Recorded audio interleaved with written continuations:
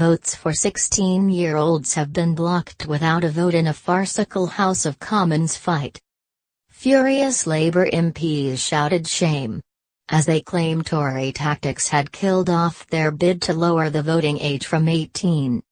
Today's debate was so angry that the Deputy Speaker had to cut in and shout, "This is not a football match." Labour, allies and Tory ex-Chancellor George Osborne had all joined a campaign to lower the voting age, to get young people into democracy. But Tories, who would likely see their vote share shrink, fought it, claiming 16-year-olds don't have the political knowledge or maturity required. Labour accused them of using out-of-date parliamentary rules to ensure the move would be blocked today. The move would have been made law through a backbench bill by Labour MP Jim McMahon. It was the second on the list in a 5-hour debating slot today. But out-of-date Commons rules, which Tories have refused to change, say any Friday law should be shelved if it doesn't get to a vote by 2:30 p.m. So by total coincidence, several Tory MPs spoke for ages in favour of the first law of the day, a popular bid to force police to wear body cameras when they restrain people. Between them, 5 Tories spoke for 95 minutes, each droning on for longer than the first bill's author Steve Reed. That meant there was just an hour and 28 minutes left by the time it got to the votes at 16 bill. Labour had the 100 MPs needed to force a vote through a closure motion, aiming to stop Tories from filibustering. But it didn't work. Because the debate was so short and the subject so important, Deputy Speaker Eleanor Laing ruled it wouldn't be right to force a vote so soon. Furious Mr. McMahon accused Tory MPs of deliberately trying to reduce the amount of time available.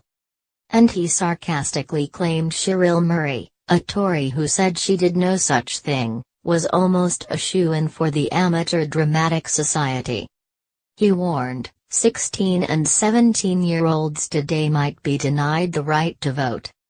But in 2 years' time, they will remember who blocked them from having that democratic right only 2 years earlier. In a bad-tempered debate, Tories were repeatedly accused of patronizing young people by claiming they weren't mature enough. In return, Tory Philip Davis accused Labour of wanting to give votes to 10-year-olds.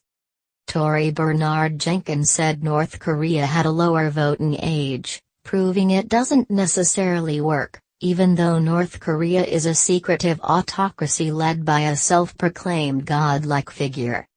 And Tory Robert Jenrick tried to prove his point by saying 16-year-olds couldn't watch film classic The Terminator even though it's a 15, not an 18. We're saying in this debate you should be able to choose a representative in the government of the country, but you can't go watch 50 Shades of Grey or The Terminator down your local cinema, he said. Tory backbencher James cleverly called Mr. McMahon's speech the most egregious, partisan tirade I've ever heard.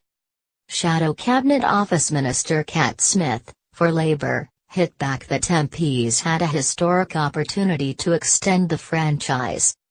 Lib Dem MP Wara Hobhouse added, "I feel myself strangely transposed in a costume drama of about 100 years ago.